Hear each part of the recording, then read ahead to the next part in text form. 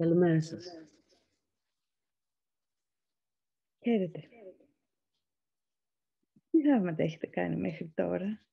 Είμαστε ήδη στο μάθημα 154. 154 μέρες. Κάθε μέρα μιλάμε για τα θαύματα που καλούμε να έρθουν στη ζωή μας και να εκδηλώσουμε. Βεβαίως, καταλαβαίνουμε, ακούτε τα μαθήματα θαυμάτων και έχουν μια γλύκα. Και λέτε, τι ωραία που ακούγονται στα αυτιά. Και επίσης υποψιαζόμαστε ότι μπορεί να λέτε μετά στην καθημερινότητα. Εντάξει, ωραία ακούγονται όλα αυτά, αλλά οι υποχρεώσεις τρέχουν. Το σώμα μου πονάει, η τσέπη μου είναι άδεια. Ταυτίζομαι λοιπόν με το σώμα, με την τσέπη, με τις υποχρεώσεις και ενώ έχω ακούσει αυτή τη γλύκα των θαυμάτων και κάτι μέσα μου έχει κινηθεί και λέει, λες, μας είναι έτσι, κάτι μου θυμίζει, μετά το ξανά για άλλη μια φορά ξεχνάω. Και έτσι αποφασίζω εγώ τι είμαι. Αυτό μας λένε τα μαθήματα θαυμάτων, είναι αλαζονία. Απ' την άλλη μπορείτε εγώ, Μαρία μου, να ακούσει αυτά που λένε τα μαθήματα θαυμάτων και να πει, α, εντάξει, είμαι πνεύμα θάνατο, είμαι ένα με το Θεό, μπορώ τα πάντα. Και να βγει απροετοίμαστα και ανώριμα να σταθεί σε έναν κόσμο που ακόμα τον πιστεύει αληθινό. Και εκεί θα ζήσει μια παράκρουση. Θα κάνει ανόητα πράγματα. Υπάρχουν στάδια που σιγά σιγά ένα-ένα τα διανύουμε, μαθαίνουμε, κατανοούμε και ανοίγει η συνειδητότητά μας. Σε ένα από αυτά τα στάδια βρισκόμαστε σήμερα, το οποίο μας ζητά να μην είμαστε ούτε αλαζόνες, θεωρώντας ότι είμαστε ένα σώμα μόνο, ούτε ψευτοταπεινοί και ταυτόχρονα μας αποκαλύπτει και ένα ρόλο που μας έχει ανατεθεί ακριβώς επειδή αρχίσαμε να κάνουμε αυτά τα μαθήματα. Ας τα δούμε λοιπόν. Τι είναι αυτό σήμερα? Μάθημα 154. Είμαι ένας από τους διακόνους του Θεού. Και όπως είχαμε πει, διάκονος είναι αυτός ο οποίος υπηρετεί το θέλημα του Θεού που είναι ίδιο με το δικό του. Δηλαδή θα λέγαμε, αν εγώ θα έδινα μια άλλη λέξη για το διάκονος, θα ήταν, Μαρία μου, ιερός αγγελιαφόρος. Ναι. Γιατί έχω ένα μήνυμα, μου λέει το σημερινό μάθημα, που ιερό μήνυμα να μεταδώσω στα αδέλφια μου. Αλλά βέβαια αυτά τα μηνύματα που μας δίνει το Άγιο Πνεύμα να μεταδώσουμε έχουν την ιδιότητα να είναι ένα κρασί που πρώτα πίνουμε εμείς, όπως έχουμε πει και άλλη φορά. Αλήθεια. Ας μην είμαστε σήμερα ούτε υπερόπτες, ούτε ψευτοταπεινοί. Έχουμε προχωρήσει πέρα από αυτές τις ανοησίες. Δεν μπορούμε να κρίνουμε τον εαυτό μας, ούτε και χρειάζεται να κάνουμε κάτι τέτοιο. Το καθήκον μας δεν είναι να κρίνουμε την αξία μας, ούτε και μπορούμε να γνωρίσουμε ποιος ρόλος είναι ο καλύτερος για μας ή τι μπορούμε να κάνουμε μέσα σε ένα μεγαλύτερο σχέδιο που δεν μπορούμε να το δούμε ολόκληρο. Και ό,τι πιστεύουμε πως είναι η δύναμή μας, συχνά είναι η υπεροψία. Το Άγιο Πνεύμα είναι η φωνή που σου μιλά για το Θεό μέσα σου, για το ποιος είσαι. Το Άγιο Πνεύμα βλέπει τα προτερήματά σου ακριβώς όπως είναι και αντιλαμβάνεται εξίσου καλά που μπορούν να χρησιμοποιηθούν με τον καλύτερο τρόπο, για ποιο σκοπό, για ποιο άτομο και πότε ή για ποια κατάσταση. Αυτό δεν δρά χωρίς τη δική σου συγκατάθεση, αλλά ούτε και τρέφει αυταπάτες για το ποιος είσαι. Άρα το Άγιο Πνεύμα δεν επιβάλλεται, χρειάζεται τη συγκατάθεσή μας. Ωστόσο, δεν τρέφει αυταπάτες για το ποιος είσαι και ακούει μόνο την φωνή του Θεού μέσα σου. Είναι μέσω της ικανότητάς του να ακούει μία φωνή, η οποία είναι η δική του, που καταφέρνεις να αντιληφθείς επιτέλους ότι υπάρχει μια φωνή μέσα σου. Δηλαδή, εδώ μας λέει ότι άσχετα τι νομίζεις εσύ ότι είναι τα δυνατά σου σημεία και τα προτερήματά σου, το Άγιο Πνεύμα έχει μια συγκεκριμένη γνώμη για σένα, γιατί σε ξέρει πραγματικά. Και όχι ξέρει τις ανομίες σου και τις αμαρτίες σου. Όχι. Αυτά δεν τα γνωρίζει γιατί δεν τα αναγνωρίζει ως τέτοια. Γνωρίζει τις πραγματικές άπειρες δυνάμεις που έχεις, γιατί είσαι όπως σε δημιούργησε ο Θεός. Μας λέει λοιπόν, Άφησέ με να σου υποδείξω εγώ πού να πας, τι να κάνεις. Το έχει πει με έναν άλλο τρόπο σε μια άλλη άσκηση. Τι να πεις και σε ποιον. Μην αποφασίσεις εσύ λέγοντας εγώ ξέρω τώρα πού θα πρέπει να πάω να κάνω ένα θαύμα ή να δώσω μια γνώμη. Μερικές φορές δεν πρέπει να πάω εκεί που νομίζω. Ας συμβουλευτώ τη γνώμη που μου υποδεικνύει λοιπόν το Άγιο Πνεύμα μέσα μου, που είναι η φωνή, όπως την ονομάζει συχνά στα μαθήματα θαυμάτων. Ναι, και ξέρεις, για μερικούς ανθρώπους, οι οποίοι έχουν μάθει ότι είναι μόνοι τους από μικρά παιδιά, μεγάλωσαν με κάποιες συνθήκες που τελικά ένιωθαν ότι είναι μόνοι τους και έκαναν ό,τι έκαναν στη ζωή, έναν αγώνα μόνοι τους, σήμερα που έχουν φτάσει στα όρια τους και θα μπορούσαν πραγματικά να πάρουν βοήθεια, δεν μπορούν να τη δεχθούν. Παρόλο που την ακούν, δεν μπορούν να τη δεχθούν γιατί ακόμα κάτι μέσα τους πιστεύει ότι πρέπει μόνος του να τα καταφέρει. Μόνος του, και ας μην τα καταφέρνει, μόνος του στο Γολγοθά. Αυτό είναι ότι ο Υιός αδικεί τον εαυτόν του. Ναι. Υπάρχει και άλλη μια κατηγορία που την εκφράζει και μια ερώτηση που μας είχε έρθει πριν από λίγο καιρό, που ρωτούσε κάποιος και πώς θα ξεχωρίσω ότι αυτό που μου υπαγορεύεται από μέσα μου δεν είναι από το εγώ και είναι από το Άγιο Πνεύμα. Δηλαδή πώς θα ξέρω στο τι να κάνω σε αυτή την περίσταση που μπορεί να ρωτήσω. Δεν μου λέει το εγώ και μου λέει το Άγιο Πνεύμα. Η απάντηση είναι πάρα πολύ απλή. Εάν προέρχεται από το Άγιο Πνεύμα, θα νιώθω ειρήνη. Εάν προέρχεται από το εγώ, θα υπάρχει κάπου μια ενοχή, μια αιχμή επιθετικότητας προς κάποια κατεύθυνση. Θυμηθείτε και τα 4 βήματα που είχαμε πει σε προηγούμενο μάθημα, που ένα από αυτά είναι η ερώτηση για ποιο σκοπό και ένα άλλο είναι έχει κάποια ενοχή οποιασδήποτε μορφής μέσα η δράση την οποία ετοιμάζομαι να κάνω. Γι' αυτό και οι λύσεις που δίνει το Άγιο Πνεύμα είναι από ένα άλλο επίπεδο, συμπεριλαμβάνει και τους άλλους. Πάντα. Είναι το 3ο βήμα. Και αυτή η μία φωνή καθορίζει τη λειτουργία σου και σου τη μεταδίδει, δίνοντάς σου τη δύναμη να την καταλαβαίνεις, να κάνεις ό,τι παγορεύει και να πετυχαίνεις κάθε τι που κάνεις και το οποίο σχετίζεται με αυτήν. Ο Θεός έχει ενωθεί με τον Υιό Του σε αυτό το έργο και έτσι ο Υιός Του γίνεται ο αγγελιοφόρος της ενότητας με Αυτόν. Είναι αυτή η ένωση του Πατέρα και του Υιού μέσω της φωνής για το Θεό, που υπόσχεται τη σωτηρία από όλες τις αμαρτίες και την κατάργηση της ενοχής στο νου που ο Θεός δημιούργησε αναμάρτητο.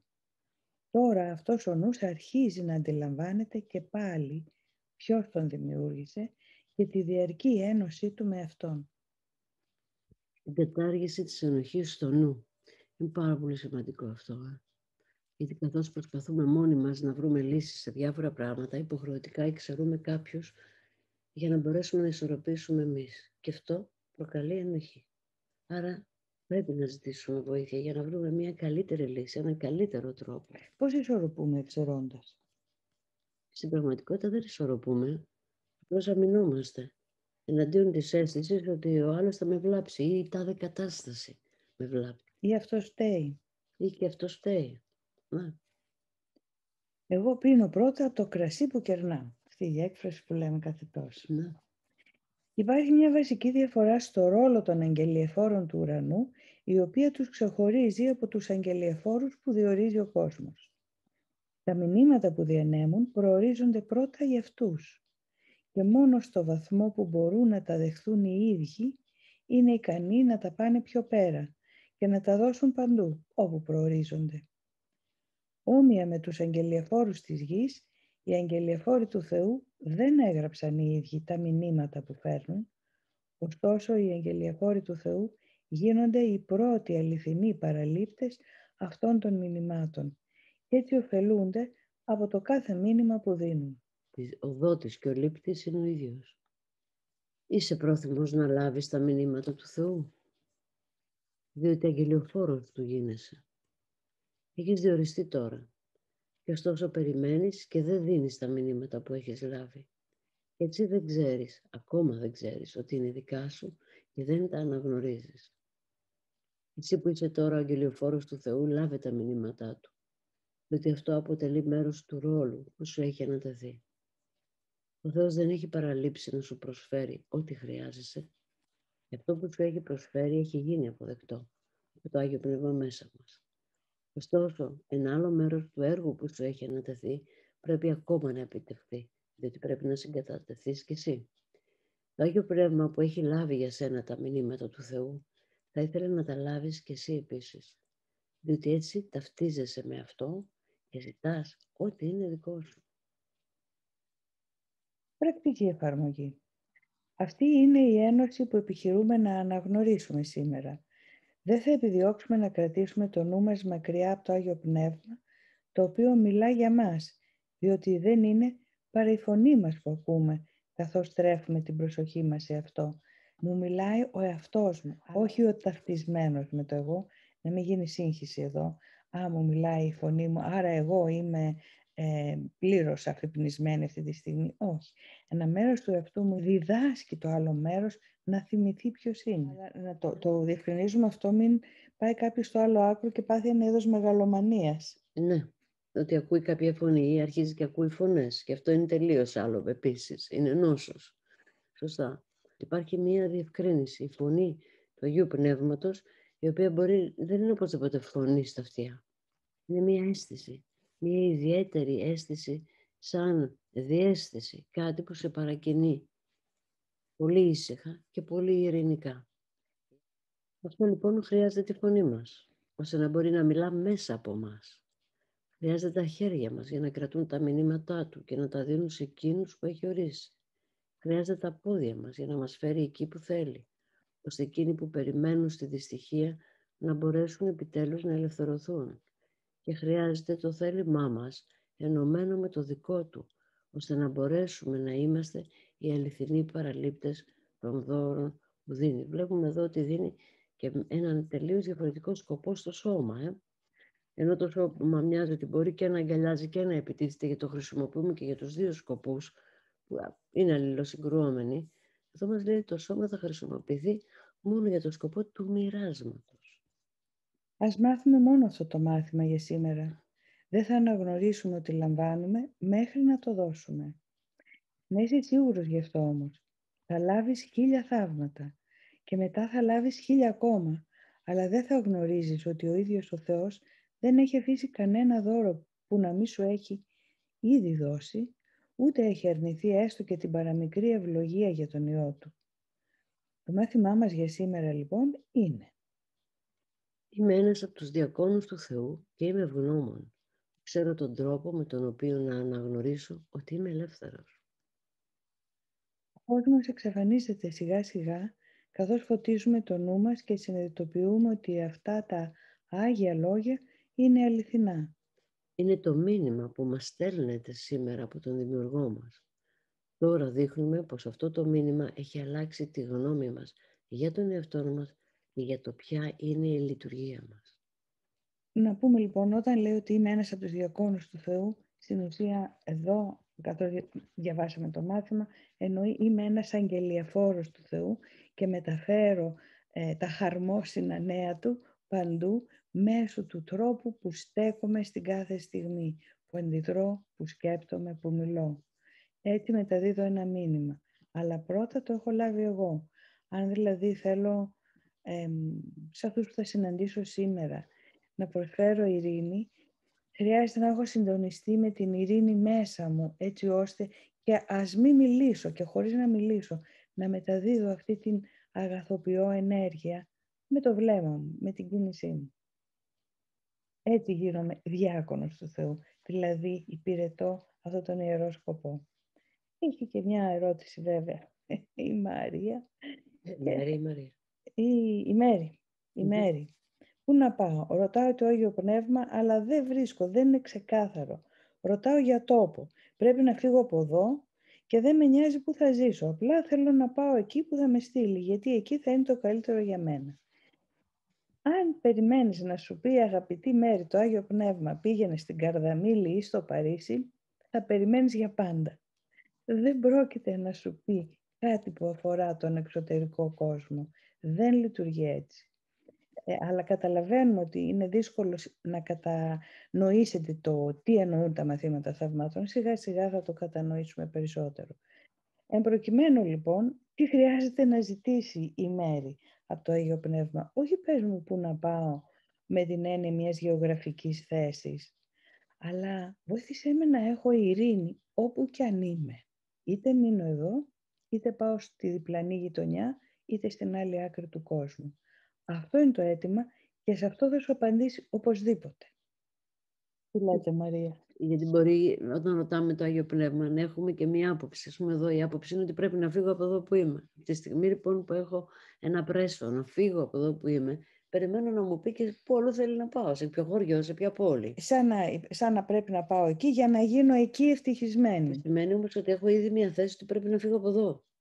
Ναι, οπότε, ναι. Αν λοιπόν τον ρωτάω πού πρέπει να πάω και έχω αποφασίσει ότι πρέπει να φύγω και αυτό ξέρει ότι δεν χρειάζεται να φύγω, δεν θα ακούσει την απάντησή του, γιατί πηγαίνουμε παράλληλα και δεν συναντιόμαστε ποτέ. Ναι, μας λέει λοιπόν αναγκάζομαι να φύγω. Δηλαδή κάποιος της λέει πρέπει να φύγεις από το μέρος που είσαι, από το σπίτι που είσαι.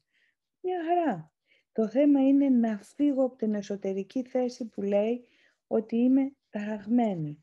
Ποτέ δεν είμαι ταραγμένη για το λόγο που νομίζω. Δεν είσαι ταραγμένη επειδή αναγκάζεσαι να φύγεις για να ζητάς το που να πας. Οπουδήποτε μπορείς να είσαι ειρηνική και ευτυχισμένη.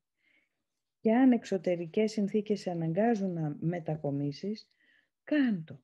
Αλλά μην νομίζεις ότι αν θα πας στην τάδε διεύθυνση θα γίνεις ευτυχισμένη, αν μέσα σου δεν έχει στραφεί στο Άγιο Πνεύμα να σε συνδέσει με την ειρήνη που έχεις ήδη κατακτημένη και τη χαρά. Χρειάζεται εμπιστοσύνη.